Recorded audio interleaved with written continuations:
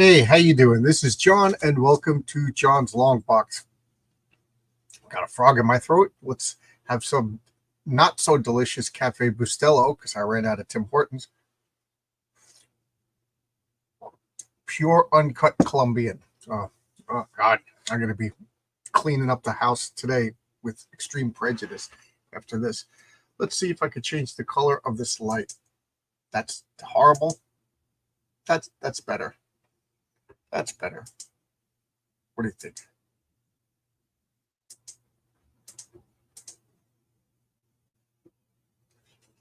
My face is glowing. Let's see if we can. How does that look? Okay, we'll deal with that. How's everybody? How's everybody? Eat some flies. That might help. What do I look like? Gollum? Gollum. So let's filibuster for a bit. So Heroic Tales is on Fund My Comic right now. I'm at 199 backers. 199. First off, wow. Oh my God. That is so good. I didn't think, according to all the marketing, they say you get 9% of your YouTube subscribers to actually back your book, because a lot of your YouTube subscribers are bots. They're people that subscribed and then they're not really interested in YouTube or whatever. So you get 9%. So I'm at 1,400. So I beat the odds. So so that is amazing. But the anal retentive in me can't we get to 200? Just can't we get to 200? And it's shutting down in I think 2 weeks. Yeah, I think 2 weeks it's shutting down. So I'm going to be pushing that for the last 2 weeks.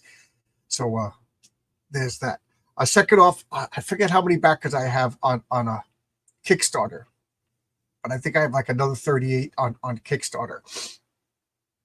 And I think that closes in 2 weeks also. So there we go. And I just got the cover colored for the Indiegogo, for the Mike Gustovich cover. So I got to do the trade dress and then put up the Indiegogo suit. So things are moving. Daniel just promised me he'll have the last couple of pages colored this week. And then it's off to letters, pre-press, and then print. So there we go. That's all the news that's fit to print. Here's the Kickstarter link that I was just talking about. I went to bed early last night, but I couldn't sleep. Zach 10 is blessing us, giving us a blessed day. It's a rainy, dreary Sunday over here in New York. I don't know where you guys are.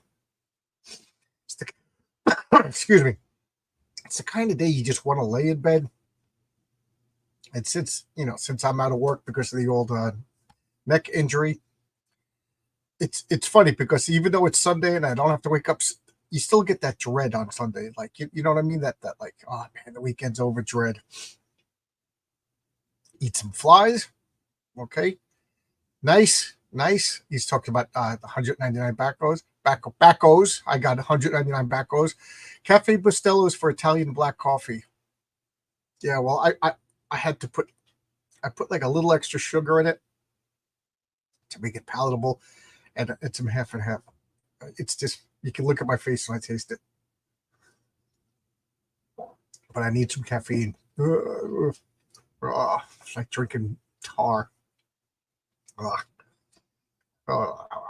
right. So, anything else we want to talk about before we start? Anything? Bueller?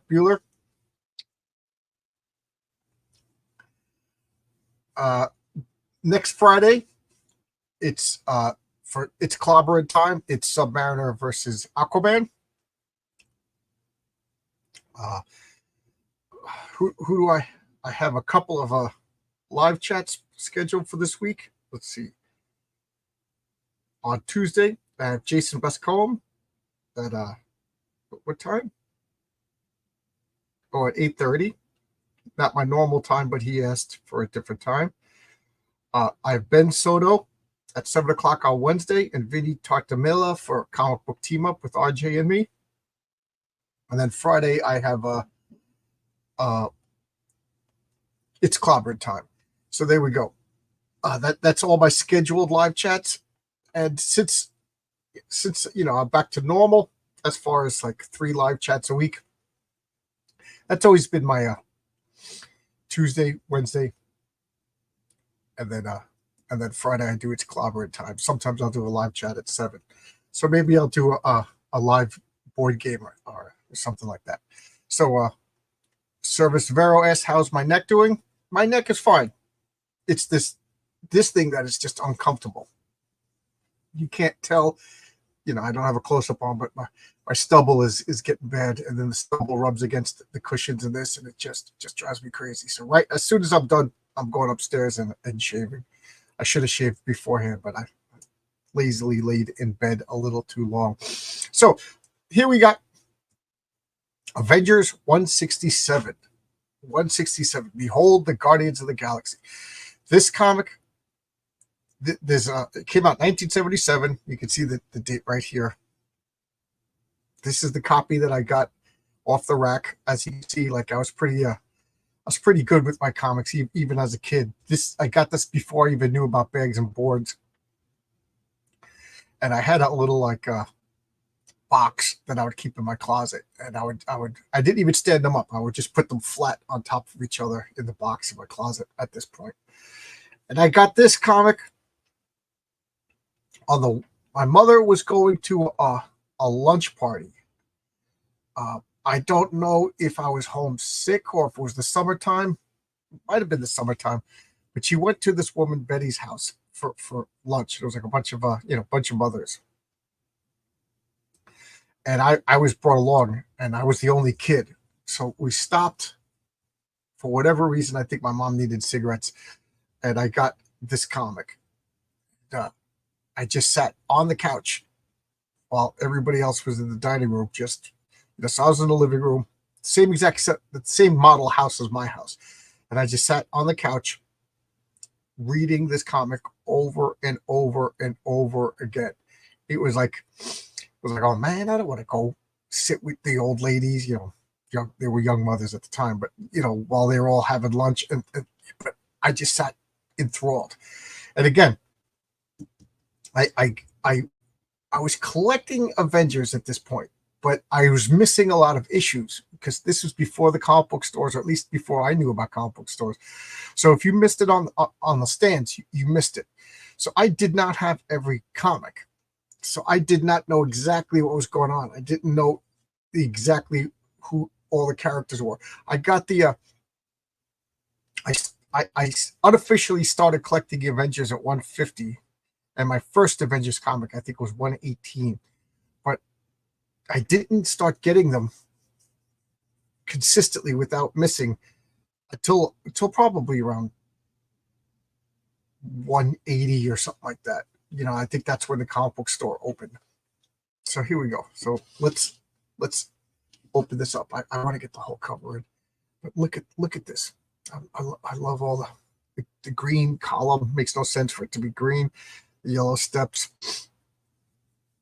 And these are the Guardians of the Galaxy that I was exposed to. We got Starhawk over here, who is like the latest of the original. Charlie 27, Martinex. That's what Yondo looks like in the comics. Yondo. Nikki. Nikki hasn't been in the movies yet, has she? Is Michelle Yeoh supposed to be Nikki? And this is a Vance Astro. And of course, we got the Beast. And this is how I knew the Beast. I didn't even know the Beast was an X-Men until a while later. Yeah. Excuse me. I didn't know. I didn't, and I definitely didn't know that the Beast was human looking for so long. We got the Vision over here. I love at this point, the Vision was my favorite. Thor, Scarlet Witch, Captain America down here in the corner, and then Iron Man. Just so cool. John 5 AW. I appreciate excellent art, make a great comic book stories, plenty of panels to feast my eyes, and a lot of words to read. Yeah. Then you're gonna love this one. Morning all. In the late 70s, comic bags weren't common yet, and boards were very rare. I didn't even see a comic bag board until the mid 80s at Forbidden Planet, Manhattan. I didn't see him bagged and boarded until the comic book store. Forgive me, everybody. Yeah, I didn't see it until later. Beast sleeping in conjunction with Thor's hammer swinging. Yeah, I just love this. So, and you can see like how far away the Beast jumped. Then again, they're in space. And we got George Perez. Oh, can we see this?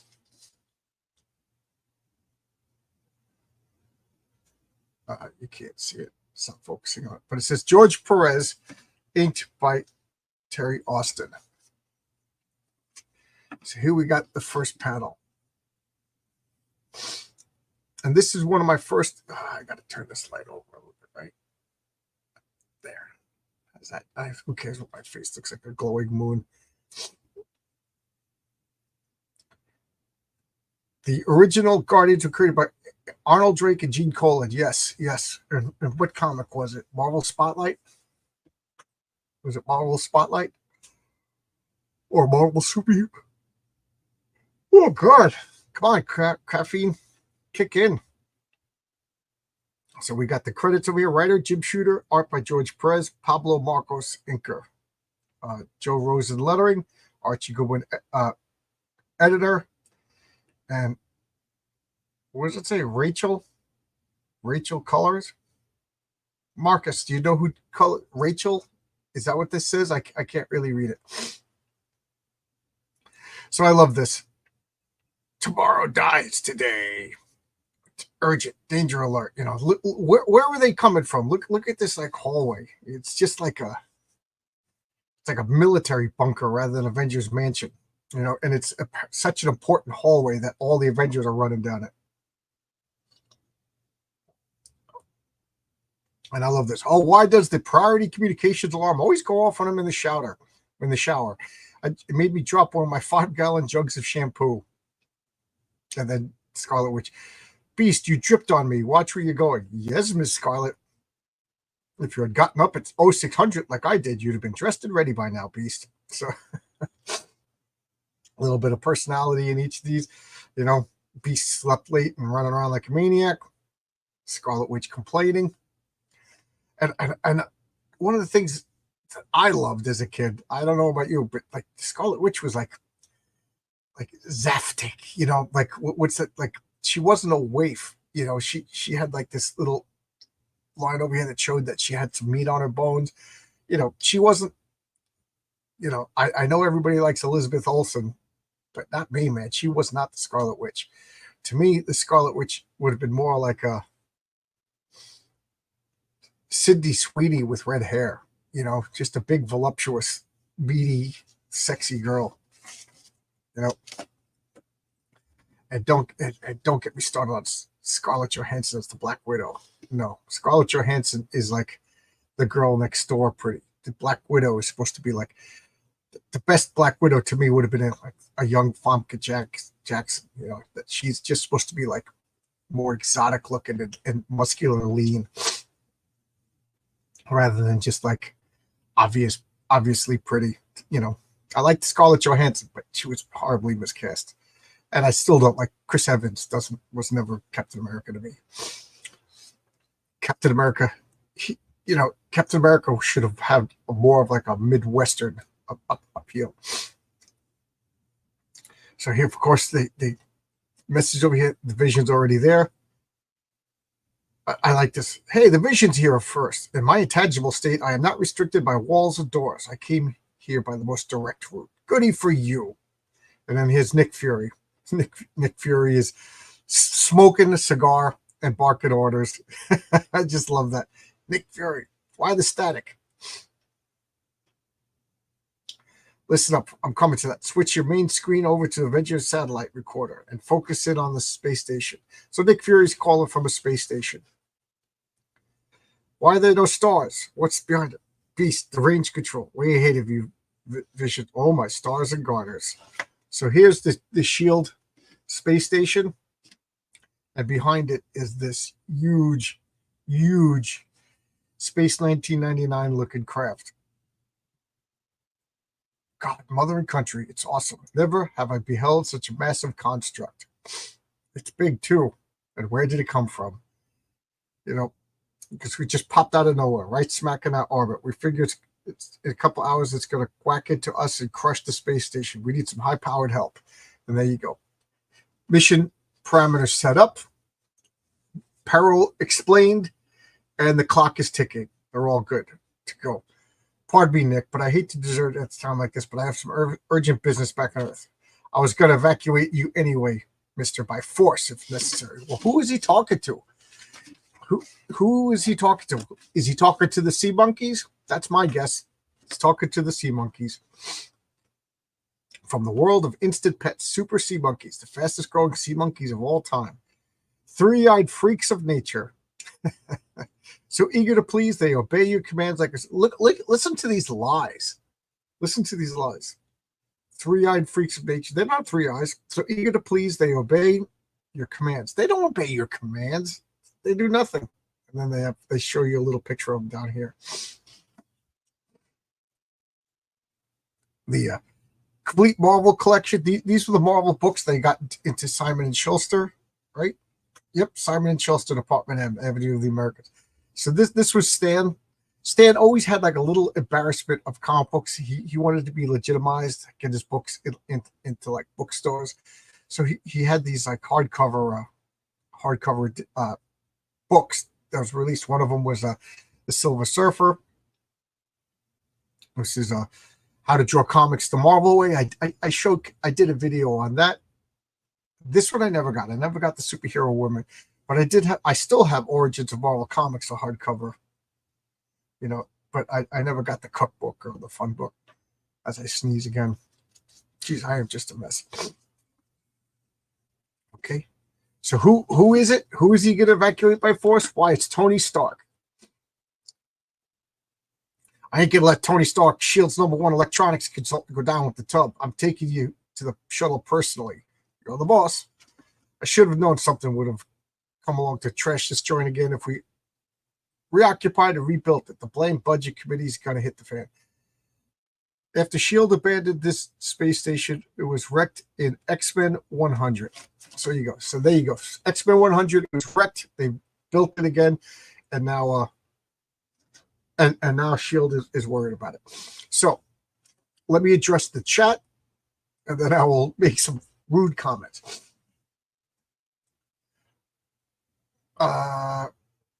Phil Rachelson was the colorist. Okay, because the credits just said Rachel. The credits just said Rachel. So I knew I didn't know. So thank you, Marcus. Marvel Superheroes 18. I drew a homage. Yeah, Marvel Superheroes 18. Yeah, 1968. And I think it even came out or the date said December. So I always said that I was the same exact age as the Guardians of the Galaxy. Yeah, Captain America was from Brooklyn. Captain America was from Brooklyn, but to me, Captain America should have like a wholesome, like Nebraska corn-fed look. I know I'm crazy, but that's the way he looks. I don't know. Maybe his mother was from Nebraska. Who knows? But just Chris Evans has like a ratty face. He seems like a nice guy. Don't get me wrong. It just I'm particular. Robert Downey Jr. perfect. Chris Hemsworth perfect. You know, can we all agree that Jeremy Renner was wrong as Hawkeye? Yeah, to be fair, Elizabeth Olsen did have a big chest. They covered it up as they do now. Yeah, what's his name? Josh Whedon was being a male feminist and like, you're never going to wear that costume, blah, blah, blah, blah. I'm just going to go and hit on underage. What's her name? The girl who played Dawn from Buffy. Chris Evans and James Marsden are both horrible castings. James Marsden, he was Cyclops, right? Right? Captain America and Cyclops. Oh yeah. One and number 2 leaders of Marvel Company. Neither have the presence. Yes. This is going to drive me nuts. It's going to drive me nuts. But there's if you follow me on Twitter, I will post after this the actor that I think should have played Captain America. Okay, and I know people are going to roast me on it, but there's just a guy that when I see Captain America, I see this face. But I'm glad somebody agrees with me. Joe Orlando drew the Sea Monkeys. Oh, that's good to know. I think you told me that already. Oh, you have the superhero women? I don't have that one.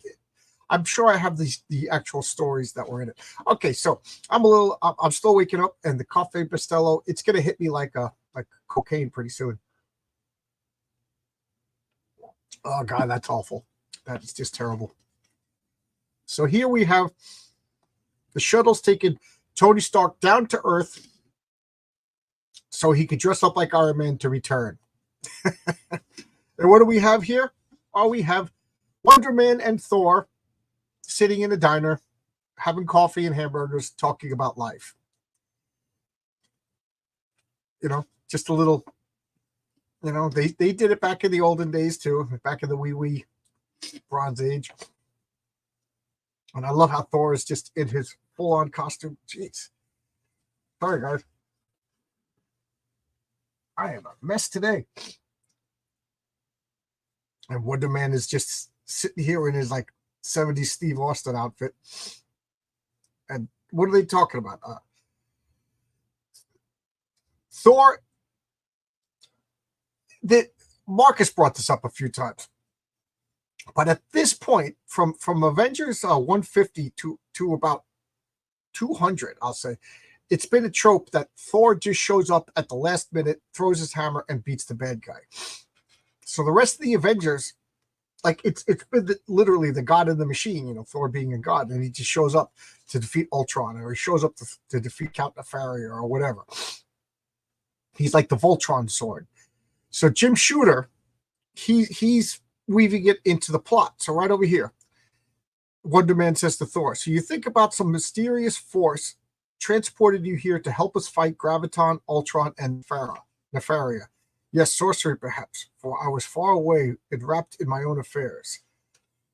Even now, by my reckoning, I should be elsewhere, yet I am here on Earth as though I had been displaced through time. So they're addressing a subplot. So I like this. This is other writers just using Thor to show up as a hammer to solve the problems. Graviton, Ultron, Nefaria were super powerful. So without Thor there, he was just manhandling the Avengers. Then Thor shows up and defeats and saves the day. So now that got to be a cliche within the Avengers. So Jim Shooter is addressing that, making it a story point. I think that's so cool. And look at this. They're just flying over the cityscape. Nowhere in Manhattan does it look like that, but this is comic book world. George Perez is just showing off his pencils. Yeah, perhaps what mission awaits is the reason I did that vanish after Nefaria was subdued, like you did the other two times you were summoned. That's spooky. So Thor is saying he shows up, defeats the bad guy, and then disappears. You know what I mean? Off panel. There's something going on. There's a bigger destiny scheme. So here we have the Avengers Mansion, which is the Frick Museum. I told you I worked right by that. I would walk by it and I'd stop and I'd look. This looks familiar. This would look familiar.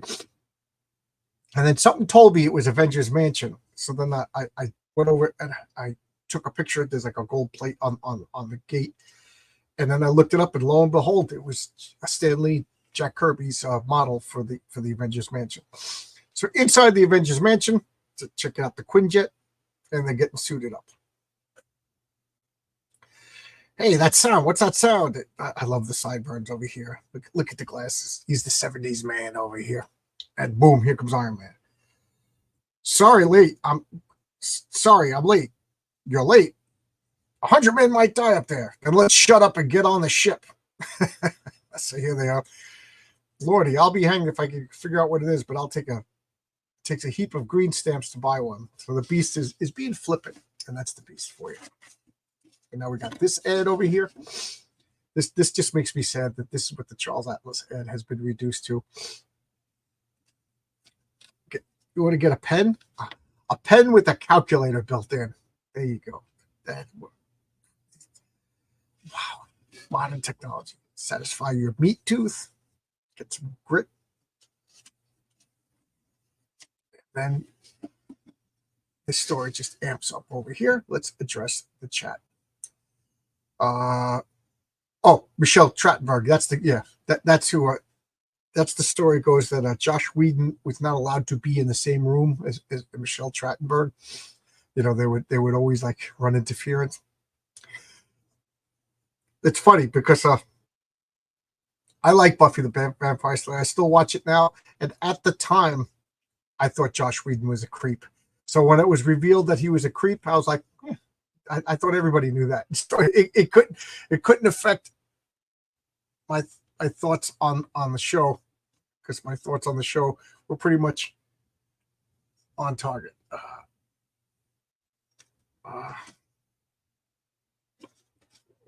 How is that? Is that better? Is that better? All right. So let's look at this panel over here. Focus. Look at that. So what do we have here? We have all the Avengers being suited up. We have all the Avengers being suited up. And I just love how they got these suits kind of have like fins on them, old-fashioned fins. And I just love this woman just kneeling in front of Wonder Man, you know. And then what do we have here? We got Iron Man, you know, he's wearing armor. He doesn't need a spacesuit. We got Thor, doesn't need a spacesuit. And the Vision. Why doesn't the Vision need a spacesuit? Well, he's not human. He's an artificial life form. He's an android, or as he calls it, a synthoid. So they don't need the suits. And then this woman over here says, Wonder Man, you could probably endure space temporarily without a suit, like Thor and the Vision, but why take the chance? So they're already hinting. And this is my favorite period of Wonder Man. I love this period. Wonder Man showed back up into the Avengers around 155. And what happened? Wonder Man's first appearance was Avengers 9. He was Simon Williams. He was a rival to Tony Stark, an industrialist. People kind of forget about that he was a businessman, and his business was second only to Stark Enterprises. The Masters of Evil came, and a mixture of, I say alchemy. To me, alchemy is a mixture of magic and science in my head. So Baron Zemo used science, and the Enchantress used magic. So I'm going to say alchemy, and turned him into this ionic energy being. And he went and was super powerful and was beating the crap out of the Avengers. He actually knocked out Thor. You know, Thor at that point wasn't used to or didn't expect such a normal human looking guy to be so strong. So Thor was taken by surprise and knocked unconscious. And that became like I knocked out Thor. Then he realized he was in the wrong, and he turned on the Avengers Masters of Evil, and he was defeated and died. And he was a one-shot hero. Roy Thomas thought about him, brought him back, so literally like 20 years later. And at first he was like a mindless zombie until his brain got some Cafe Bustelo in it, like me, and woke up. And he was scared. I just thought this was just so clever, such a good Marvel weakness. He was his body. He never died.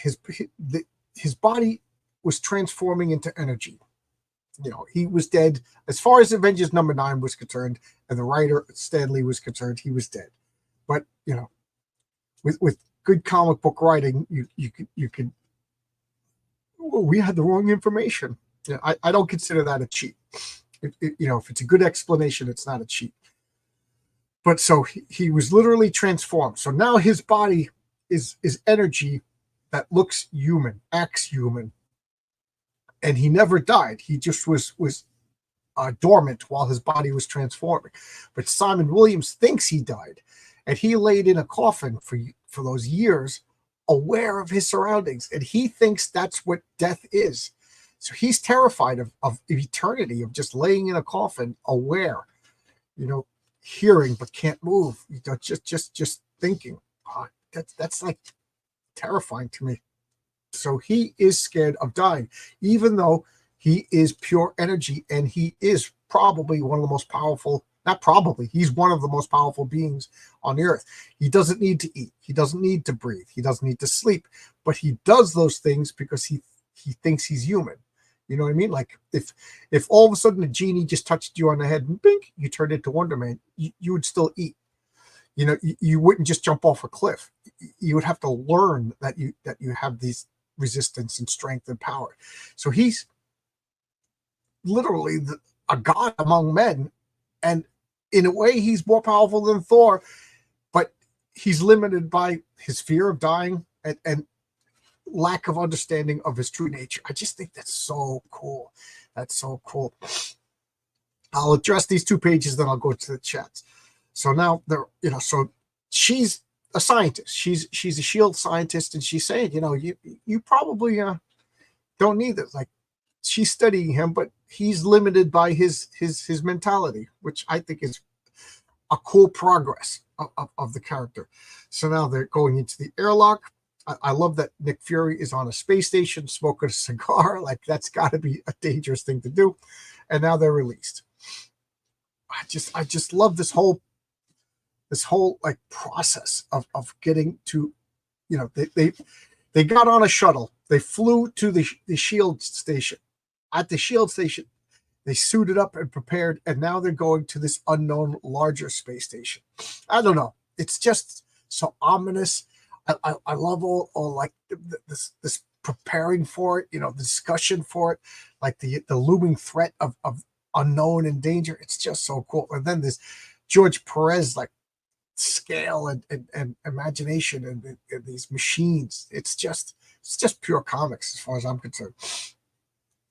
And look at the coloring, especially this panel right here. All the Avengers are right here in the middle, and they're all just colored red. You know why? They're not individually colored. Like, in your mind, you could justify it as it's like that red trouble alert, you know. But why are they just colored red? Because whatever. Like a new modern computer would color everything. Now, would that be better? I'm asking. We got 24 people watching right now. Would it be better to individually color all of them, or is that fine? Like, that's what I'm used to. It's there. I don't have anything to compare it to because I don't have this color. But I'm kind of curious if somebody was to scan this page and recolor it with computers. What, you know, how would it look? Would it be better? So now they're inside the big space station, and Scarlet Witch says that we don't need these big bulky suits. But does that mean whoever owns this humble dwelling is human? Look for a sticker that says "Made in Japan." Beast, whether our hosts are human or not, I'll guarantee you that this construct is far beyond the capabilities of any earthly power. And then Captain America starts. Oh, we can't see. Captain America starts ordering everybody around. Can you see that? So we're wasting time. We better do a recon of this place. Vision Wanda, go that way. Beast, Wonder Man with me. Thor with Chillhead. Beast, you're on your own. The weakest member of the team is on his own. You know, I'm taking the most powerful guy, Thor and Iron Man, the 2 powerhouses. Yeah. Far be it for me to question Captain America, but I'm questioning Captain America. So let's look at the comment. Eric the Guapo. Hey, Eric, how you doing? Eric the Handsome. I will have a sip of Cafe Bustelo to Eric the Guapo. Such a handsome man. Look at those cool sunglasses. Look, he's cool. Oh, God. Sorry, Eric. I hate your coffee. Look at that. You could just smell the newsprint off the screen. Yeah. It's glorious, real newsprint. Yeah. I told you about the girl I dated in Albuquerque. She owned a comic book store. It was a used bookstore and a comic book store, and still there. And you know, I would go in there after work, and I would just look through the used books while she was helping customers. And I didn't know if I was allowed to go into the back room or not. But when it was empty, she called me over. She's like, "John, come here." And we went in the back room, and she was just like, "Do you smell that? Do you smell that?" And I was like, "Yeah, I do." It was just stacks and stacks and stacks of old comics. Just the greatest smell in the world. I love it. So I'm with you, Eric the Handsome. Where Marvel writers required to have a minimum word count in each story. A lot of words, a lot of words. And it's funny that you said that, because yesterday, I some days you just get in the mood. Yesterday for 8 hours. Yesterday was I'm sorry, Friday. I'm losing track of the days.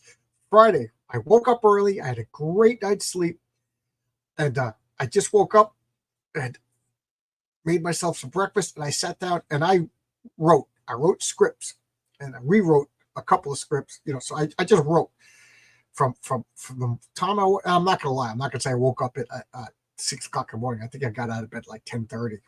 No work. You sleep late, and I just wrote until my wife came home around 6. And I was like, whoa, it was so much fun. But that's one of the things I was thinking about. Like, is this comic not wordy enough? I'm so conscious. I want to give people their money's worth. I don't want them to just like be a Brian Michael Bendis and they just flip through it like,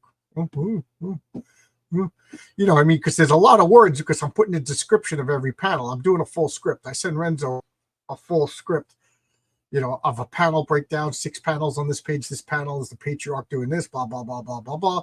And then, his wife is over here doing this, blah, blah, blah, blah, blah, blah. And then I do the word balloons and thought balloons.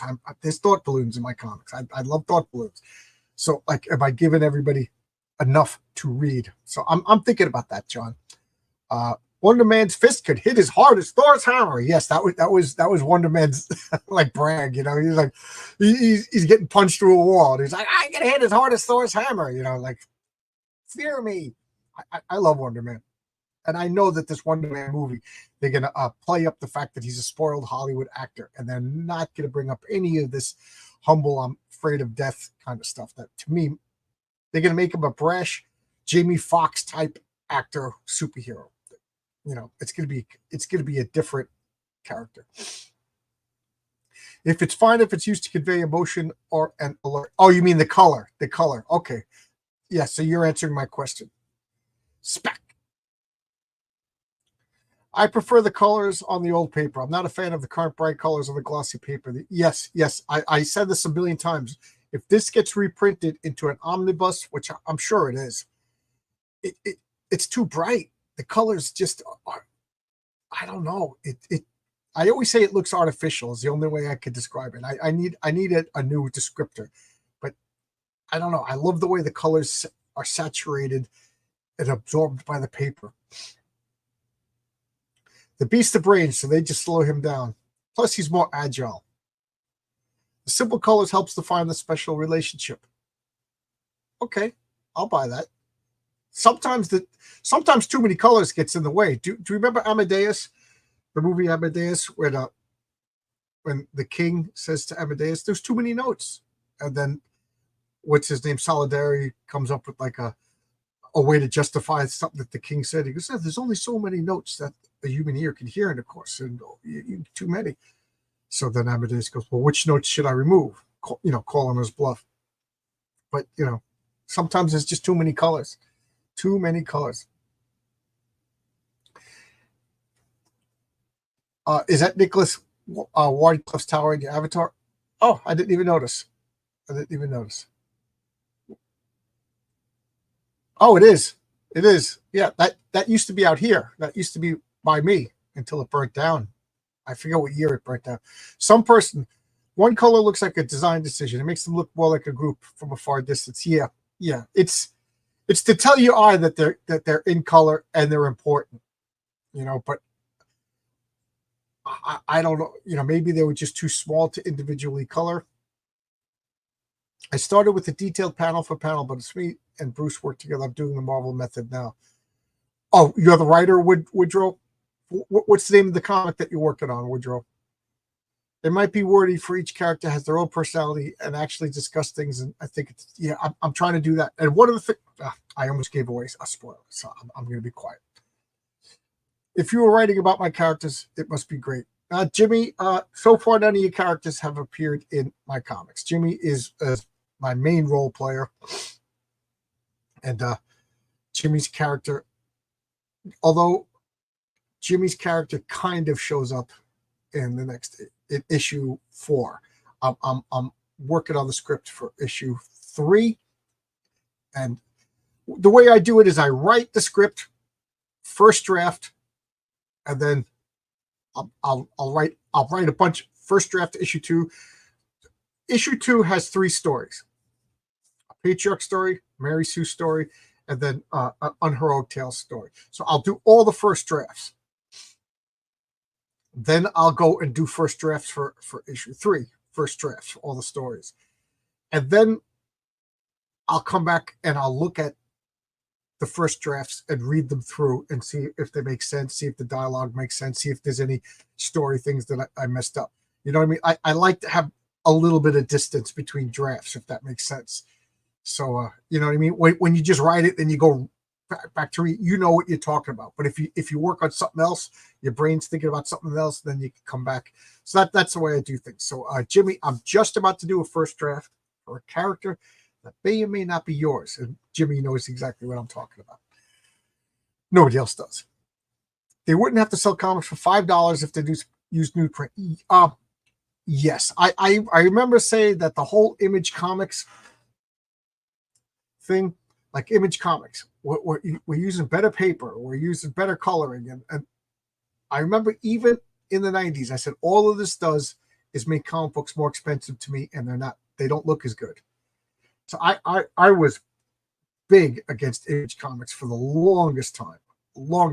I thought Image Comics, in a very real way, ruined comics. They ruined my hobby. RJ Williams, hey, RJ is here, and we're not ending. You know what? RJ's here. That's it. I'm shutting this down just on general principle. Well, it's good to see you, RJ. It's ironic. At the time, everyone complained about the newsprint when I never did. I will say this with 100% accuracy. I never, guys. I got to get something to drink besides the coffee. The coffee is just too disgusting.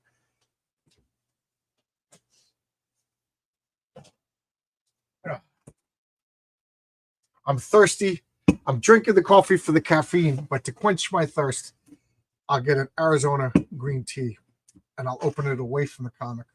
Even though this isn't carbonated, I don't want any spray. I'm just thirsty. Oh, okay. That gets the horrible, uncut Cafe Bustelo out of my mouth. Replicated, synthetic, mimicked, simulacra. What's this in reference to? The art, the artificial art that in the omnibus. Yeah, it just doesn't look right. Like the color is more subdued and subtle in this. When they reprint it on an omnibus, it's just bright. Like, this is the only way I can describe it. Jimmy, who I just mentioned, Jimmy Griffin over here, last Sunday, he and his wife dropped off Peter Pan donuts, and they were delicious. They're my favorite donuts. Peter Pan in Brooklyn. It's the same. If you watch the Spider-Man multiverse movie, Mary Jane was working, or Zenyatta, or whatever, MJ. She's not Mary Jane, she's MJ. MJ was working in a bakery at the end. That's the Peter Pan bakery. That's literally the bakery that Jimmy went to last week. So I introduced Jimmy to the Peter Pan bakery, and Jimmy's wife Karen loves it. So they went out. They go out on day trips, and they went to the Peter Pan bakery. Brought me back these donuts. They're delicious. They have a taste to them. When you get the white cream donut, you bite into it, you taste the whipped cream. You taste the fresh donutness. You know, when you get the honey glazed, you taste honey. Now, when you get Dunkin' Donuts and you get a honey glaze, you bite into it, it's just sugar. And then you get the chocolate, it's just sugar. You know what I mean? To me, that's the difference. Newsprint is Peter Pan. I see the subtleties. You know, I could taste the whipped cream. I could taste the fresh bakery. But the omnibuses, it's just an explosion of artificial color. It's just boom. There you go. You want yellow? Here's freaking yellow. You know, how's that? Is that a good explanation? Everything comes back to food when you're a disgusting slob like me. Marcus, there is some truth to that. Marvel lacked consistency on their paper quality. Random books, the ink bled into your fingers. Marvel comics, to me, the worst printed Marvel comics were in the around 2005 when you get thumbprints. You you pick up the comic, you read the comic, and then you look and your thumbprint was on the cover. You're like, oh my God. That's why I got into a habit of, like, I would take the bag and put the bag on top and go like that. You know, that's just a habit that I still got myself into to read comics, because that thumbprint. And that was Marvel. That was Marvel 2005. So, you know, Marvel, you know, it didn't happen with these old comics. Granted, I got some of them, you know, like the new, I would go on Wednesday. So the comics were just created like a couple of days earlier, but the ink wasn't even dry yet. But these newsprint comics, there's no thumbprints on these. There's no thumbprints on these. Aoki Inru, The Wolf Within is a series title. I have to admit, I chose a title that's going to be hard on the American audience. Okay. Okay. Do you have a link? Do you have a link? Is it available yet, or is it not available? That's Woodrow's comic. The colors color the comic size Xerox of the page with color. Then the printer or the old ladies that work for the printer separator. Okay, that would be interesting. I'd like to see like the colored Xerox pages as opposed to the pencils. That's right, because when you see the pencils, they're still in black and white. Newsprint has its charm, but I appreciate the better paper since it looks new in my collection. All the newsprints are turning yellow. Look at this. This isn't turning yellow. Got to get yourself bags and boards. I got this off the newsstand. You know, got to get yourself some good bags and boards. The hallmark of a great comic is the visual storytelling. Show us the story when the writer is telling us that should have been shown. Yes, show, don't tell. And at the risk of being controversial again, that's what got me in trouble 2 weeks ago. It was saying that Godlike was perfect example of telling, not showing. You know, that was the biggest problem. Great ideas, great concepts. I like the art, but it was just telling, you know, the comic instead of showing us the comic, showing us the story. I'm actually writing a series aimed at young teens in the realm of Shazam-like character, because I don't see. Good idea. My comic is all ages too. John, have read that one book that documents Will Eisner and Frank Miller having a friendly debate about the comics form. In it, answers to such. Oh, which book is that? Which book is that? I got Will Eisner's sequential art, but I don't have one with him and Frank Miller. If you could point me in that direction, that sounds like a real interesting read. In general, I like the old paper colors. I could handle the random bed quality. Yeah, me too. Absolutely. Absolutely. A creator that is great is Rini. Fiendish 2 is a perfect. Yeah, at this point, I'm going to go out and say that Rini's comic is the best indie comic out there. Fiendish is the best, hands down, best comic. It's got everything that I want. World building, characters. I was about to say likable characters, but some of the characters aren't likable, but they're interesting, you know. But even the ones that aren't likable have something that I like about them. She's working alchemy over here, and great art. She's fabulous. Like I said, Rock and Roll Ninja, Fiendish, and Wraith of God were my favorite in our sphere of comics. Jim Shooter was always trying to get the printing and Coke better. He wanted better Coke. Jim Shooter, not a lot of people knew this, but Jim Shooter liked his Coke, and he wanted the best quality Coke. It's been a lot of fun being the sounding board for ideas over the years before the first comic. Yep, Jimmy knows the general story. But the comic book, Heroic Tales, that he's talking about, my comic, Jimmy knows the world perhaps better than anybody, except for me, because there's still secrets that I didn't tell Jimmy. But the comic book universe is different than our role-playing universe, because let's be realistic. In the 40 years of me and Jimmy playing a role-playing game, there's a lot of ideas I just ripped off whole cloth from comics, and I can't do that into my comics, so I have to change things. And then there's other times when you're like, this is better. I should have implemented it like this. Like the way superpowers work in my comic is slightly different than the way superpowers work in our role-playing game. I want to do it newsprint like Alterna. I'm going to pitch them a 5-issue minutes. Yeah, they'll turn you down. Pizza Medi only wants long series, and each issue has to be self-contained. So if it gets canceled or if you split, the reader isn't disappointed that the story's not finished, which makes sense because it's happened before.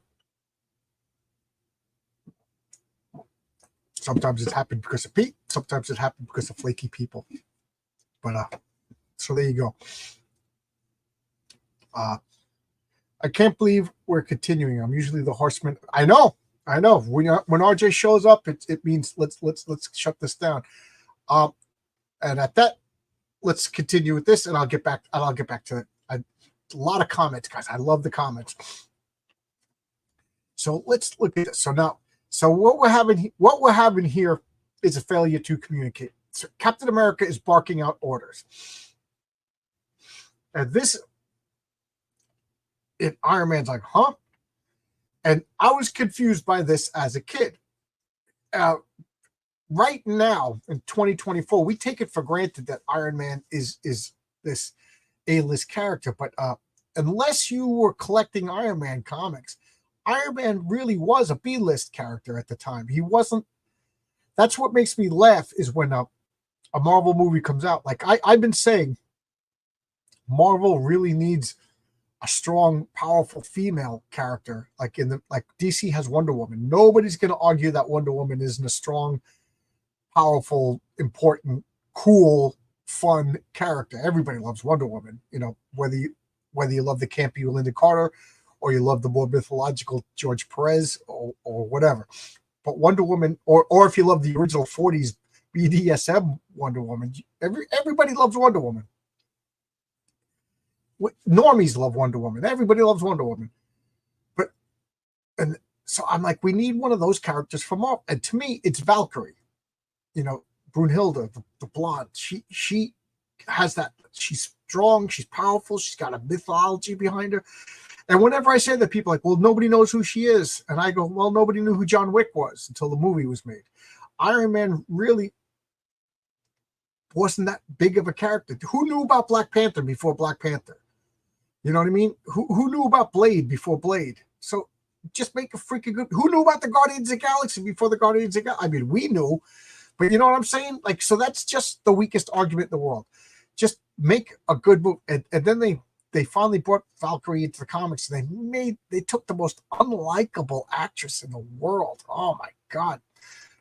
And I don't know. Cultural appropriation is supposed to be a crime, but blonde-haired, blue-eyed, Nordic Valkyrie, that's okay to change. And let's look at these wonderful ads over here. Kind of thing that you never get to see if you get the comic bagged aborted. I mean, if slabbed, look at that. The Spider-Man utility belt. I believe it or not, I had this.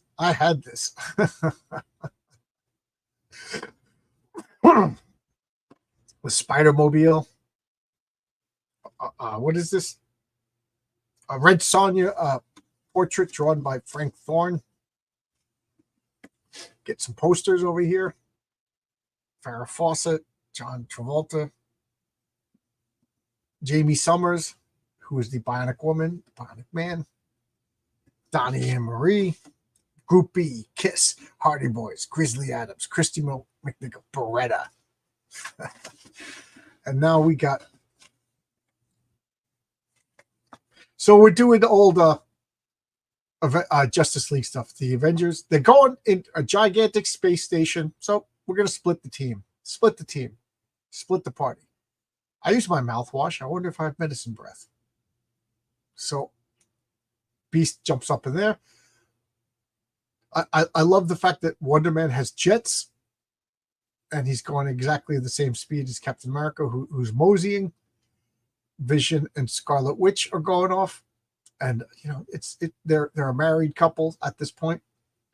And then two powerhouses, Thor and Iron Man. And I love that Iron Man is using his roller skates. And then we got some inner dialogue over here. It's not troubled over Captain America's brash command, my armored friend. Surely he doth not wish to usurp thine rightful rule. No, of course not. Oh, what does he say? Oh, he can't see. No, of course not. I was about to give the same exact order anyway. So that this is a little bit of a problem in Avengers land over here, is that Iron Man is the leader. And that's been a problem, is that Iron Man has been so caught up in his own comic that he's been showing up late. And when they fought Count Nefario, which was only a couple of issues before this, Iron Man showed up when the fight was already lost. And Captain America. So Captain America is just doing what Captain America does, just being the boss man. And so there's a little inter-team conflict going on, and it's natural. It's not forced. And the Beast is going through these Jeffries tubes. He opens up this. I'm on a whole nother level now. And then, yow! He gets captured by Charlie 27 and Nikki. What do you suppose it is, Chunky? I'd say it's just some sort of alien space monkey. It's ugly, isn't it? Ugly monkey. Hey, it talks. Yeah, but you notice it's just repeating my words. A lot of dumb animals could do that. That does it, you hyperthyroid buffoon. I refuse to dangle here and be slandered by an extraterrestrial facsimile of Horse Cartwright. That was nasty, monkey. You better not calm down or I'll blast you. So, boom. So now they're fighting. Beast is jumping around. Look at him go, Charlie. I've never seen anybody move like that. I couldn't match his agility on the best day of my life, which is saying a lot because that's her main ability is agility, and her hair. It may or may not be fire. Sometimes it's fire. Sometimes it's not fire. It depends on who's writing the comic, but I think it's just supposed to be the way it looks. Like, is it fire? Does anybody know later on, did they officially make it fire?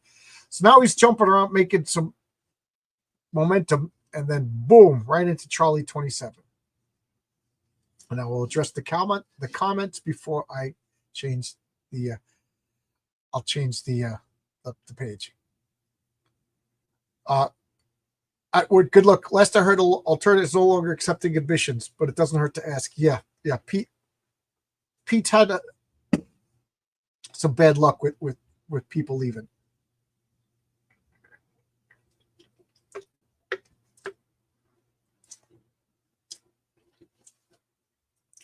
Graphic novels up to 2000 were printed using the old paper. Graphic novels and regular monthlies are now printed on glossy paper. I agree with you. It just doesn't look right. It might help to dry your hands a bit with the towel before handling paper. Yep. That's a personal preference. I like the old paper. I like the yellowing and the patina it gives. Me too. I mean, there comes a point like when you go to a garage sale and somebody has a shoebox filled with old comics and they're just yellow, brittle pieces of crap. That's one thing. But, somebody who, or if they're stored at nice side drives, I love that too. My comic collection has been through a lot of moves and 2 watered down. Man, that's terrible. Yeah, I heard that, but me and my artists like the story so much we'll do it ourselves. Yeah, I mean, it doesn't hurt. I pitched Heroic Tales to Alterna, and Pete turned it down because he's just afraid of getting sued because the patriarch is a ripoff of Superman. That's pretty much what he said. But I took his advice. I changed a little bit of the patriarch. Like I gave him different gloves because I didn't want the silhouette to look exactly like Superman's. I have a good collaboration. You always use Mix'em to print. That's one of the 3 choices I'm looking at: Kablam, Comics Wellspring, and Mix'em. Okay, it's called Eisner Miller. That's easy for me to remember. I'll check out that book literally as soon as this stream comes down. I actually got some printed contact from Shelby since I live close by in Arizona. There's some local printers here. I appreciate it. Okay. I really like the Wrath of God and Ghost of... Yeah. Oh, how can I forget Graham Nolan's Nolan verse, the Monster verse? Yeah, I really like that. How is the neck? The neck is fine. The neck is fine. I am going to guess that I'm healing really well. I have no pain, no numbness in my hands, nothing. It's just this is driving me crazy. This is driving me crazy. Like I'm used to it though, but and it's weird when I take it off to shower. I feel like my neck muscles have atrophied a little bit, So then I get nervous. So I shower, shave, put it right back on. Speaking of Alterna, what do you think? I like King Cryptid. I like King Cryptid. Pete's doing the right thing with King Cryptid. The art is good. Um, I wish he could come out monthly, but I understand what he's doing. He's getting like 4 or 5 issues at a time, and he's rotating the artist, and then he, does an online campaign, and then 5 issues come out. And what I like about King Cryptid is he's doing the same thing that I'm doing. It's all ages, in the best sense of the world. It's not little kiddies, and it's not nudity murder book. It's an all ages comic for everybody to read. Just like this. This is an all ages comic. And each issue is self-contained, but it references stuff that happened before. He's doing the right thing. And what the model that Pete Samedi is doing is the model that I'm doing. I just wish I could do as many comics a year as Pete. Maybe someday, but I want it all to be Renzo. He has Kier Covington and a couple of other artists, rotating it. So that he could work on 5 issues at a time. But he's doing a good job. He's doing a really good job. I miss King Cryptid, so I'm excited to read it when I fly out to Baltimore. You could still go to Alterna. You could still go to Alterna and get all the back issues. Go to alterna.com and pick up all the issues of King Cryptid. I recommend it. It's a good comic, good character. I have to be careful of my spending at the moment. My back, yeah, but they're only $1.50 each. Wonder Woman never sold all the. I know it's a shame because they gave her. I think it sold best under Perez, if you ask me. Captain America was the leader of the Avengers, not Iron Man. It was just a bankroll. Yeah, but at this point he was the elected chairman. But in my mind, if Captain America is on the team, Captain America is a leader. That's in my mind. That's my continuity.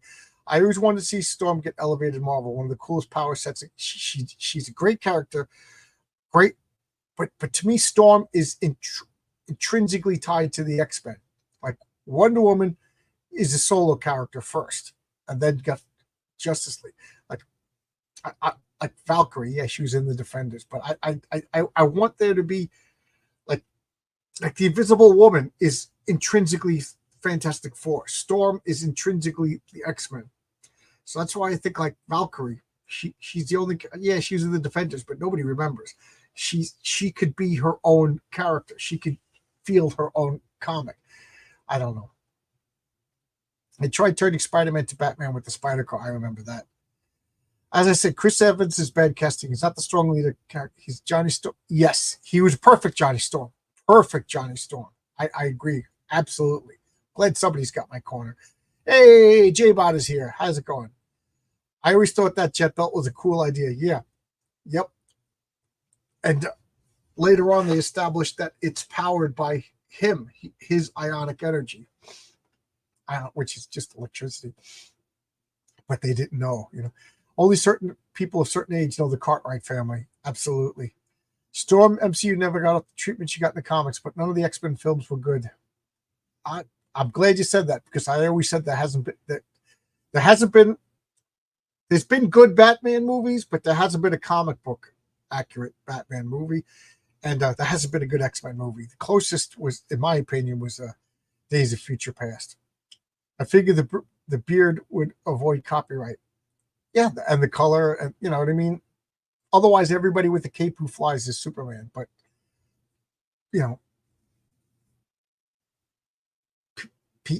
Pete's Pete. What do you want me to say? King Cryptid has a big crossover one shot with Blood. Yep. I'm excited.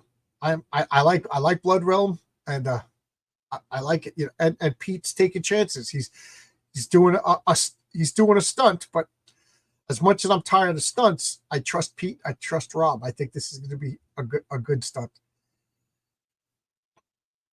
Don't Superman and Captain Marvel both go public domain in the next? I think so, but I wouldn't touch either one of them with a 10-foot pole. I want to play with my toys. Warner Brothers will protect those two very carefully. Absolutely. So we got the Beast rockets into Charlie 27. Boom. And I like this. It just shows you how powerful Charlie 27 is. And then we got over here, we got Beast is dazed. He didn't expect Charlie 27 to focus. There we go. So she comes skipping over, and then we get lightning. Crack. And then, oh, hi, guys. I thought it looked like one of your coherent light bursts. So we got Starhawk. And Starhawk, this is just a little pet peeve of mine that drives me crazy because I'm a lunatic. But you see this floating energy? Starhawk fires lasers. Lasers are concentrated, focused light. They don't just drift away. Like, to me, drifting energy is like, I don't know, like some sort of cosmic energy, like that, but like lasers don't just float away. So the rest of the Guardians of the Galaxy, I love this. They're on the stairs, and they're breaking up the fight. Odd. We didn't mean anything. We thought it was a mistake. I don't believe this. 1 minute, one of you boys gets to take me to your leader. So Beast is pissed off. He's just being dismissed. He's like, we thought he was a monkey. Yeah. And then, boop, Thor's hammer catches him and pulls back. So now we got the Avengers over here, and I love this. Vance Astro recognizes this is the Avengers. This is where we are. We're 1,000 years in the past. So now we got the Guardians of the Galaxy meeting the Avengers for the first time. So a little bit of history on Guardians of the Galaxy. The Guardians of the Galaxy are 1,000 years in the future, but it's apocalyptic future. So, the way comic book futures work is there's multiple futures. DC's got, the 3 different legions and whatever. They got Commandee's future. They got the Legion Super. But in this particular strain, in a couple of years, the Earth gets attacked by the Martians, and that H.P. Wells, and then that leads to Killraven, and then Killraven's future leads to I think Thunderous future, and then that leads to the Guardians of the Galaxy. I'm probably wrong, but that's what I remember. So in 1,000 years from now, the Earth is attacked by the Badoon, and the Badoon enslave humanity. But at that 1,000 years from now, the expanse, the solar system is colonized, and the people who live on Mercury are genetically engineered to live on Mercury, and that's Nikki's people. I think he's the last survivor of the Mercurian colony. What do we got here? Charlie 27. They are genetically engineered to work on Jupiter, so they are clones. So he's Charlie 27. So he's the 27th generation clone from Charlie, the original person, and they were genetically designed to be strong and dense and durable.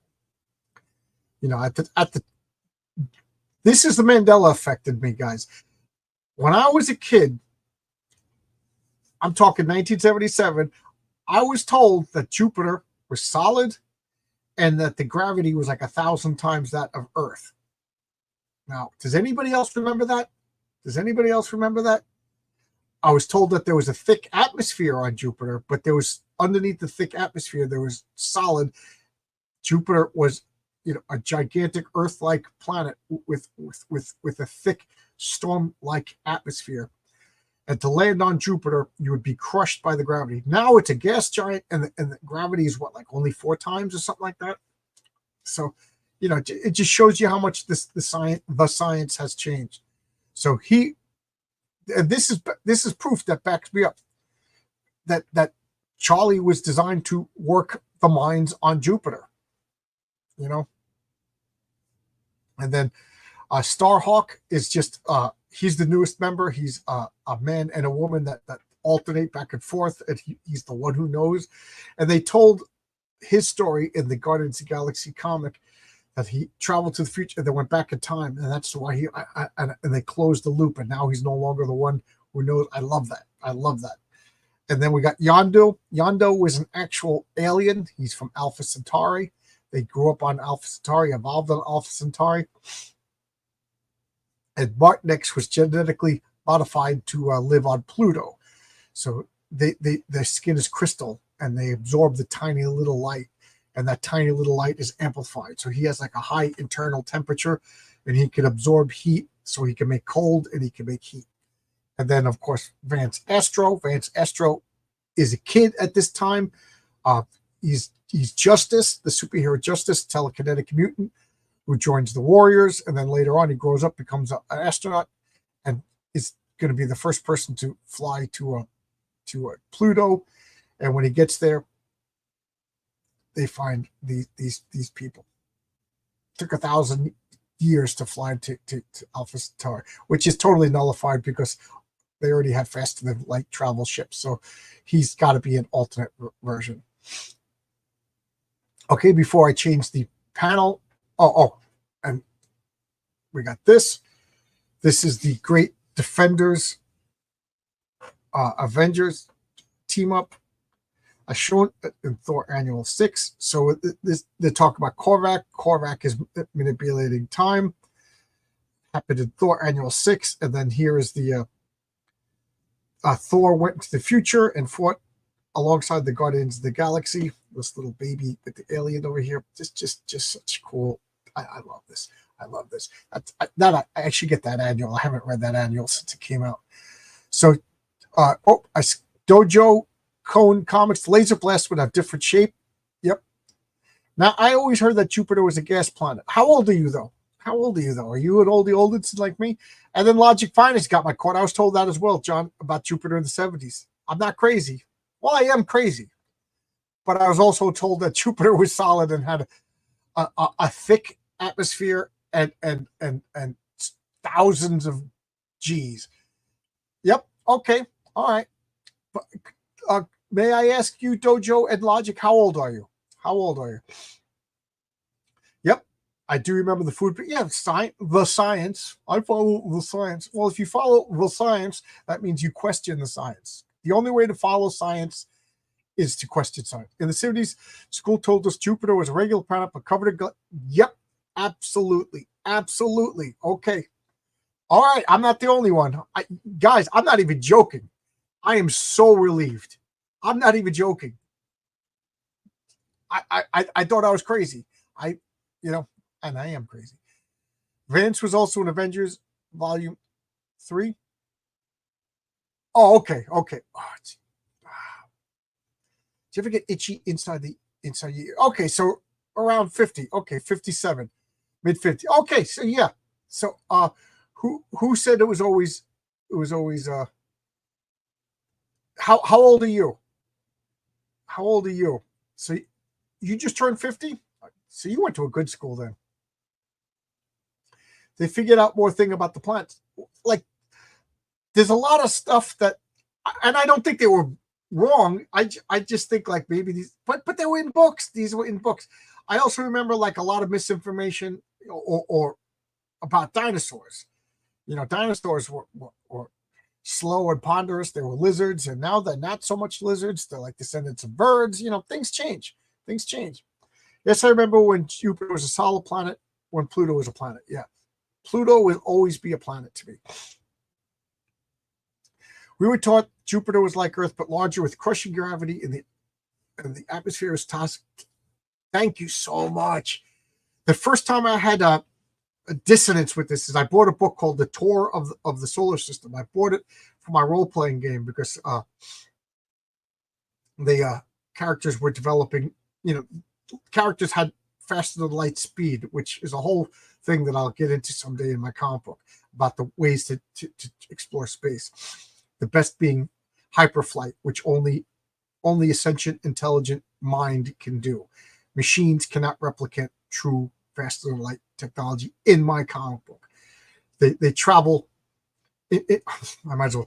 So only a human being can travel like 10 times the speed of light. So warp technology like Star Trek can't exist in my comic. But you can warp space. So you fold space. So it's almost like teleporting. And that is totally ripped off from Battle of the Planets, the wave motion gun. The way you just, you fold space. But you can only do that. Like you got the generators have to power up. So how far you could travel and how often you could do it depends on how good your engines are. And then the third way is a negative mass, which is a technology so advanced that there's only one race in my universe that has that technology as of yet. So humanity doesn't even know about it. Negative mass, where negative mass engines are, you cannot travel slower than faster than the speed of light. But forget about all that. But anyway, why am I talking about this? We're talking about Jupiter. Oh, yeah. So I bought this book, and they said that Jupiter was, the only solid part of Jupiter is a magnetic core at the center. Jupiter is a gas giant, and the gravity is only like 3 or 4. And then, could you see it? Is it on? Oh, it's on my phone. Let me see if it's even on here. But I got this astronomy. Oh, it's not even on my phone anymore. It's been so long since I used it. But I got this astronomy thing, and you could hold it up, and it could tell you the positions of the planets. It's just so freaking cool, and it tells you all the facts about the planets. And one of them was like was Jupiter. It only has like 2 or 3. Oh, here. Okay, I'll show it. Right here. Can you see that? Star chart. So when I downloaded that a couple of years ago, it said that, all the modern stuff that we know about you, and it just confused me. I'm a weak man, and I'm getting in the weeds. So, okay. I'm going to turn the page, and then I will address the comments. Okay, this page. My iPad was copying everything I was saying. So look at this. We got this ad for comics over here. Look at this slate that Marvel had. Spider-Man, Avengers, Captain America, Captain Marvel, Conan, Daredevil, Defenders, Doctor Strange, Fantastic Four, Howard the Duck, Hulk, Invaders, Iron Man, Marvel Tales. That was the reprint. Marvel Team Up, 2-in-1, Master of Kung Fu, Power Man, Thor, Tomb of Dracula, What a great slate of comics. Oh my God. Not a stink. The only one of these that I didn't get was Marvel Tales, because it was reprints. So I always like looking at the names of the letters in the page. I don't recognize any of these names. Stanley wishing he looked that good. Never had a Zagnut. Okay, so now what they're talking about. This is the beginning of the Korvac saga that they're always talking about. So in the future, they fought this Michael Korvac, who was half man, half machine, and he had this godlike power. And they barely defeated him with the help of Thor, and now they're traveling back in the past to fully defeat him now that, before he gets all this experience. You know what I mean? I get that, Jeff. If Cormac is eliminated, young Vance Astro Essence will be creating an alternate future in which he can rule unopposed because the Guardians won't ever come to be. So they found out that Korvac is I said that wrong. Korvac got defeated in the future. So Korvac is using his powers to influence his own past to create an alternate future where Vance Astro never left on that spaceship, and Vance Astro never became the Guardians of the Galaxy and formed the Guardians of the Galaxy. And then meanwhile, back at the ranch, this is Park Avenue. So what do we have here? We have a fashion show.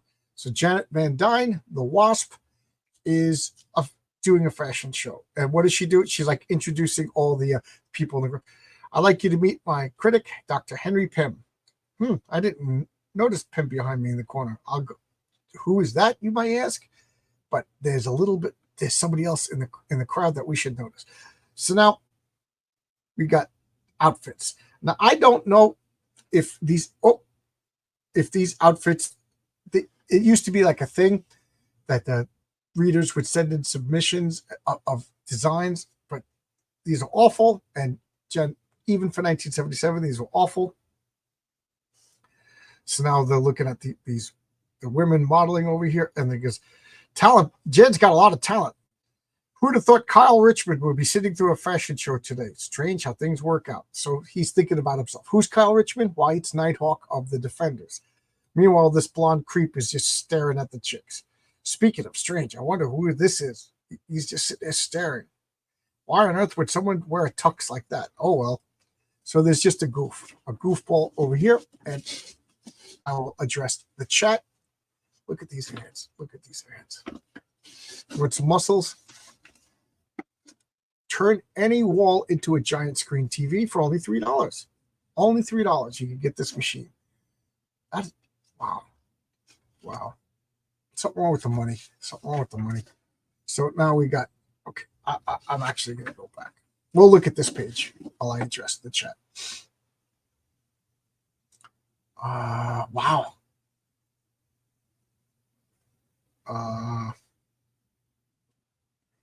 We had the same teachers, and yes, yeah. Well, Jimmy was in my class, so Jimmy and I met in 3rd grade. We had the same teachers. Yes, super dense, super gravity planet. Yep. I loved astrology as a kid. Read lots of science books in the library. Yeah, I was obsessed with Carl Sagan as a kid. I was taught all 9 planets were solid, no gas giants. Yes, yeah. Jupiter, Saturn, and Neptune and Uranus. They were covered in dense, thick atmospheres, just like Venus. So we were taught that they were like a Venus, but larger in scale. Classic nerd. I ain't arguing with that. Thor Annual 6 was really good.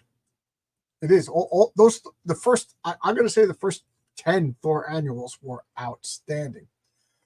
You just need something to loophole physics, kind of like the power cosmic. Yes. And the loophole is superpowers. Superpowers don't really work in the real world, so therefore superpowers can trump physics. So, Captain Marvel, Marvel, flying through space could use his powers to propel him at faster than the speed of light. So, first contact in superhero worlds, in my superhero world, is most likely going to be meta-humans rather than spaceships. Unless they meet that super advanced race first. In the Seeker 3000 comic, the mutant telepath Phaedra's powers are used for faster than light travel. There you go. Just for the sake of branding, it's pronounced Dojo Kun. Okay. Dojo Kun. That makes sense. That makes sense. Do you collect and or sell Silver Age books? I collect them. I don't sell comics. This room back here is the black hole of comic books. They go in there and they never leave. They never leave. Carl Sagan and Neil deGrasse Tyson both on Vince Dave. Earth is the Sagittarius arm of the edge of the galaxy. Now we're in the iron sphere near the galactic hub on opposite side. Yep. Yes. And Carl Sagan would be humble enough to say that, yes, we made mistakes. We learned more. And Neil deGrasse Tyson is saying, gender is on a spectrum and there's infinite.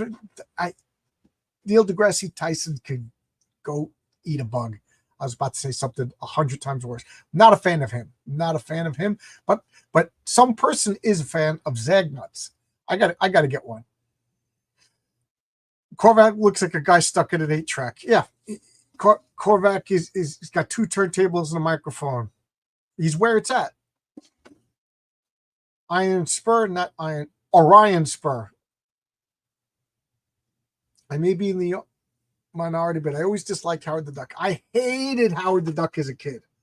It wasn't until I'm gonna say about 10 years ago that I started to like Howard the Duck. The future is strange. Yes, it is. Howard the Duck has definitely strange writing as a kid. It was hard to. It was written for adults. It was absolutely 100% written for adults. I did a showcase on the first Howard the Duck comic. Howard the Duck, the first comic, it was about Howard the Duck trying to commit suicide because he was in credit card debt. But it was all allegory. It's not a comic written for kids. Is that Ben Grimm in a dress? Which one? Which one? Her? That poor woman?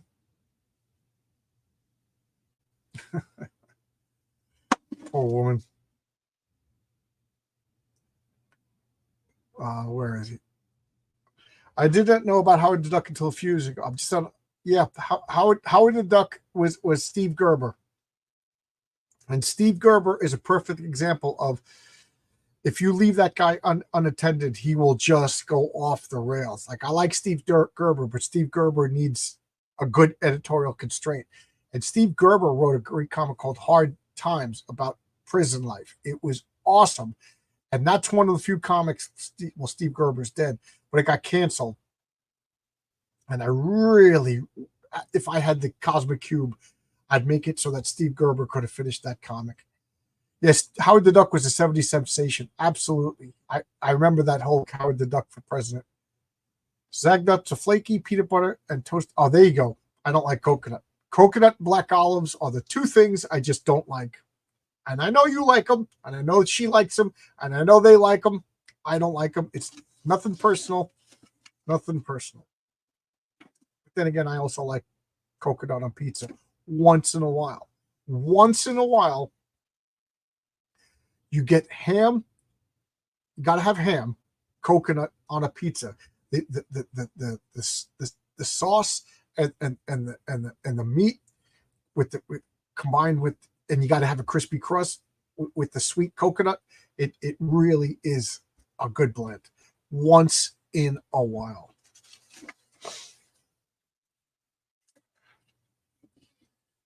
And now we got another hot chick, you know, and then this guy's just forget her, pal. She's not your type. And then we got what's going on, Janet Van Dyne. What's going on? They're turning around, and one of the lamest of all lame bad guys, the porcupine attacks.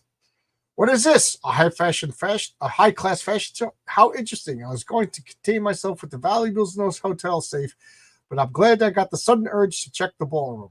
I'm the porcupine, rich people. If you know what's good for you, you'll give me your money. You'll give my men your money, your jewelers, and no trouble. So here he is. This is a classic bad guy, the porcupine. This is from Tales to Astonish Times with Ant-Man and the Wasp. He's one of the original bad guys, and he's just awful, and I love him. He basically wears like a spiny ghillie suit.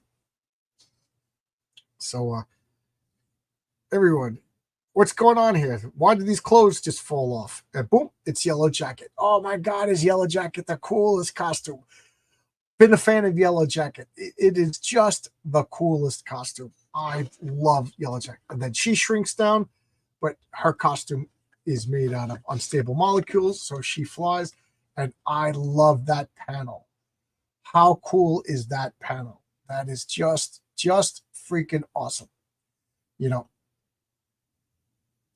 it's a good thing Hank modified my Bio Wasp serum so that I don't need those clunky mechanical stingers anymore. That was in Marvel Team Up 60. Now I can harness my own bio energy. Hi, Porky. Remember me? Do you still plague me? I don't care. I have enough firepower in my quills to dispose of you. So he's just firing willy-nilly. Wasp is taking out the henchmen one at a time. And then, boom. Nighthawk just pops out of the back room. Boom. What a cool costume. This was, remember, Marvel's version of Batman. Glad you're here, Nighty. Sure, Wasp. And then let's address the comments. I watched Neil deGrasse take 20 minutes trying to answer simple question about gravity to say, why does it matter how it works? It is enough that we don't fly off the planet. Yeah, I just don't like Neil deGrasse Tyson. He's an arrogant, disrespectful jackass. You know, Carl Sagan famously would work with religious people and tried to explain to religious people science, but he didn't work with religious people to dismiss their religion. He didn't believe it. Like, as far as I know, Carl Sagan went to the grave an atheist, but he went and he respected that other people had different beliefs than him, and he would work with them. Neil deGrasse just goes out of his way to, like, you're stupid, you're an idiot. You know, like on Christmas, he goes, for those of you what did he say on Christmas? Merry Christmas, but for the rest of the world, it's just Tuesday. Just an arrogant prick. Neil deGrasse Tyson is someone I can't take seriously. Yeah, and you can't insult him. You can't insult him because then you're a racist. My wife doesn't like coconut. Your wife's a smart person. Tyson demoted Pluto to planetoid because Pluto represents Hades' hell. That must be dismissed as a myth. They demoted it because didn't they find Ceres is basically the same size, and now there's another one in between Neptune and Uranus. That another demi planet or whatever they call it, but they came up with definitions for planets, and I love the people who say that Pluto doesn't exist. Pluto exists. They just don't, they call it a dwarf planet now. I'm not a fan of Neil deGrasse Tyson. Seems like a guy that collects his own farts and jars and a crude way to explain the thoughts in my head. Any scientist who denies male and female gender is no scientist. That's social. Yep. Have you guys ever seen kiwi on pizza? No, I haven't. And I've never had a kiwi. I'm not crazy about fruit. There's few fruits. I like apples, bananas, oranges once in a while. I hate grapefruit. Oh my God. It's like torture. Oh my God. Why does anybody eat that? Pineapple is my favorite fruit. Pineapple's banana. Hello, John A. Dave Brink is here. How you doing, Dave? How you doing? Just got your comics. I didn't read them yet. Dave Brink does Genuine Comics. He's got a live campaign for Perfect 10.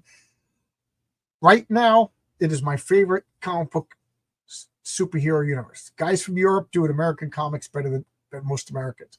Goblin Tree, how you doing? Goblin Tree, I'm dyslexic.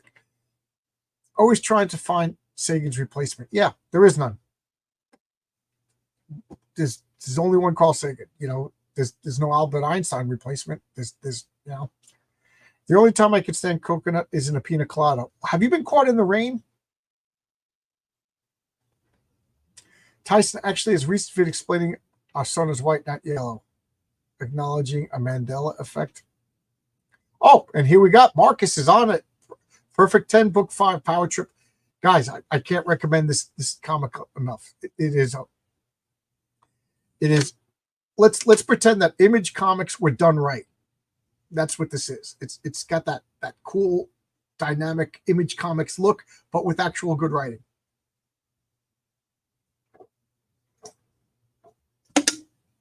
And then Heroic Tales, I'll let other, anything I say it's just marketeering. I like fruit, but I'm getting reactions to fruit sugar right now. Oh, wow. Kiwi is good for pooing. I love fruit. Watermelon. Oh, I forgot about watermelon. I don't like grapes. Something about the texture of grape. Oh, it's strawberries. I love the flavor, but the texture of a strawberry freaks me out. Calling Neil deGrasse Tyson a jackass is an insult to that useful animal. He's as useful as a dry toilet. You should write a comic. You got away with words. Sagan's Demon Haunt the World is great. Yeah, I remember I was working at a deli when I read it. Yeah. You're welcome.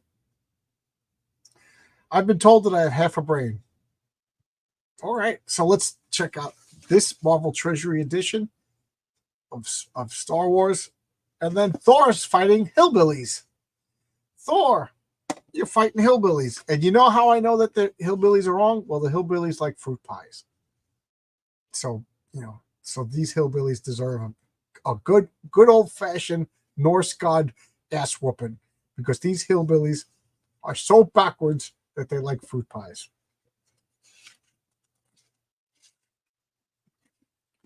So now,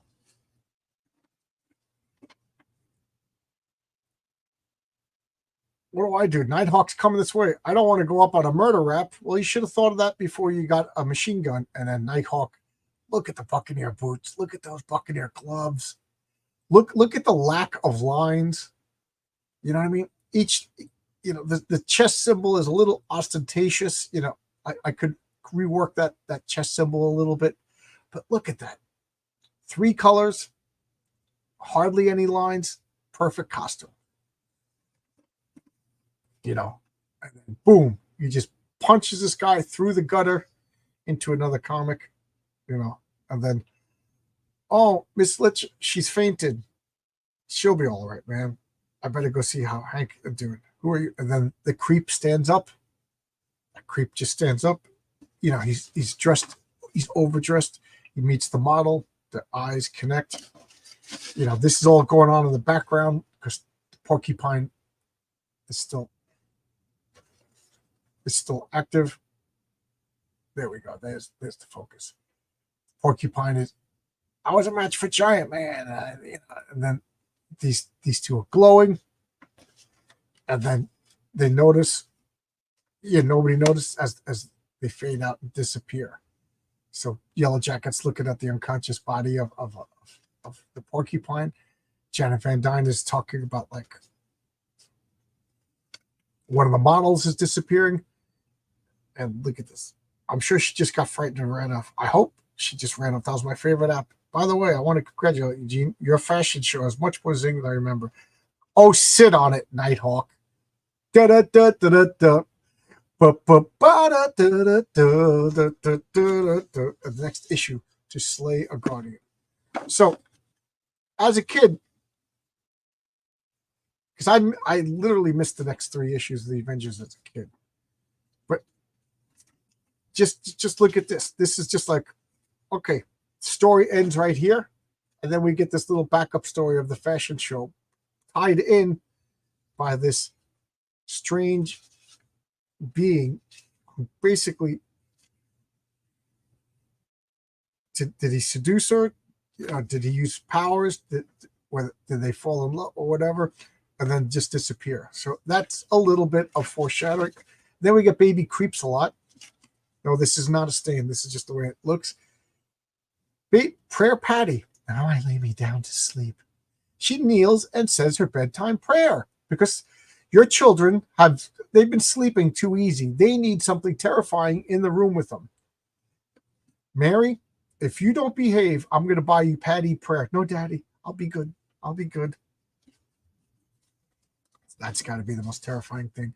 So there we go. This is Avengers 167. I'll pull back a little bit.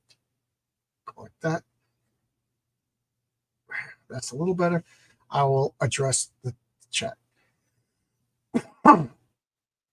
Mandela effect is a psyop. Fruit pies are amazing.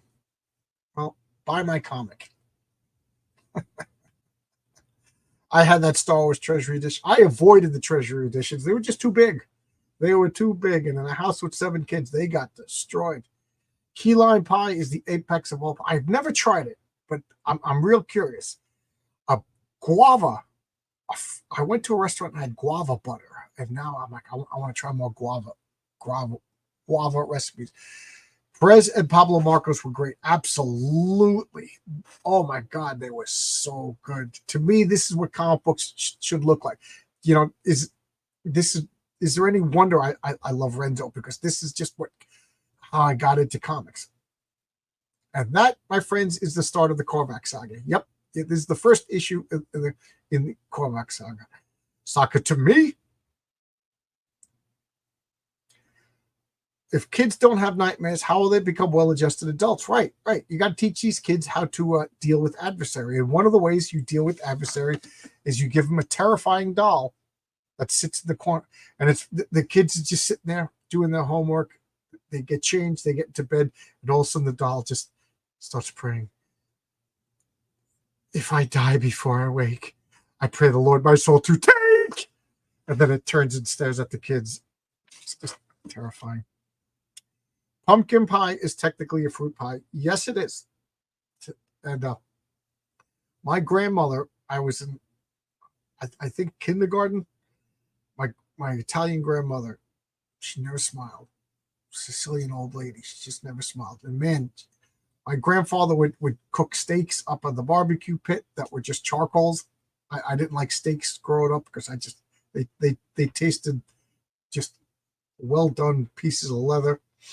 And then my grandmother made a pumpkin pie once, and I don't know what went wrong.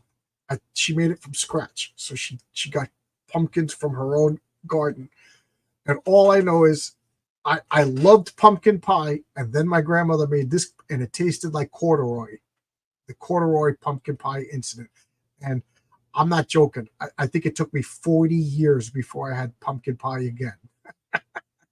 My wife was like, "What's wrong with you, pumpkin?" So finally, she made me have pumpkin pie, and I was like, "Oh yeah, it is good pumpkin pie with some fresh whip." My favorite is fresh whipped cream. Fresh whipped cream. Anyone who tells you that Steamboat Willie did not have suspenders is lying to you. There's no Mandela effect. See, I don't have any. I don't have any memories of that. I never liked Mickey Mouse. I never liked Mickey Mouse. The only Mickey Mouse cartoon that I like is now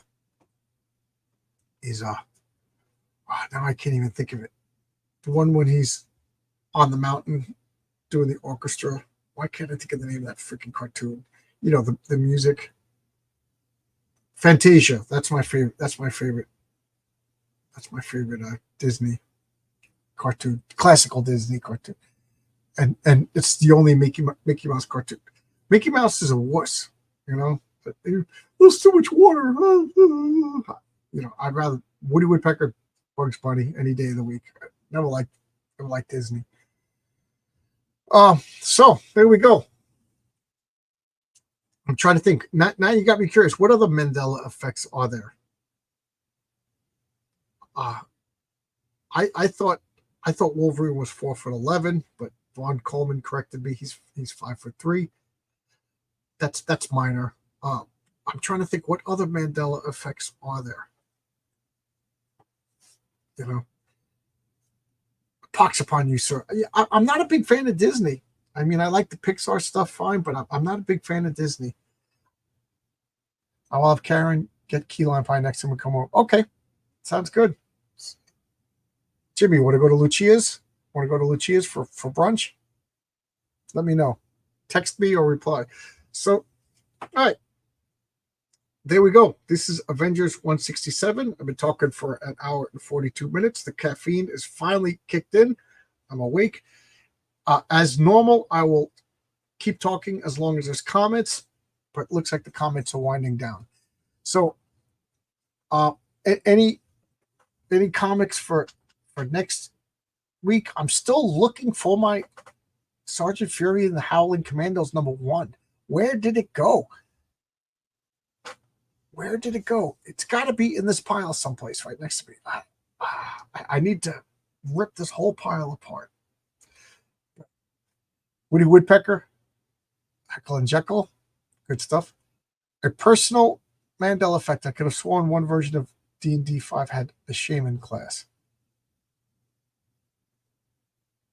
I think there were shamans in Dragon Magazine, but I don't think they ever made it to a book.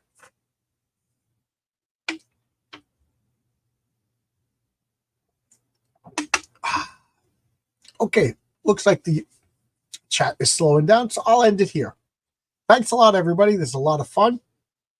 I'm going to, what I normally do is after this, I make up all the live streams on StreamYard, you know, and put them up. So a lot of stuff will be going live. Well, not live, but you'll see the coming soon stuff. Have a blessed day. You too, Zach Tan. Have a good day. Good you too, Woodrow. If anybody would like to come on the channel, I have a lot of slots available. I kind of stopped. I used to persistently go out and find people and pursue people, but I kind of just got caught up in work right before the accident, and then I just got used to being lazy. So if anybody wants to come on, be a guest, let me know. Message me. Have a blessed day. Did you read the Marvel Tarzan? It's funny that you said that, because just yesterday I realized I have issue 1 and 2, and I really liked them. I got to get issue 3. See ya. I made it to the end. I think my presence contributes. Yeah, your presence always contributes. So long, and thanks for all the fish. Happy Sunday. I'll have to hit you up. Yeah, sure.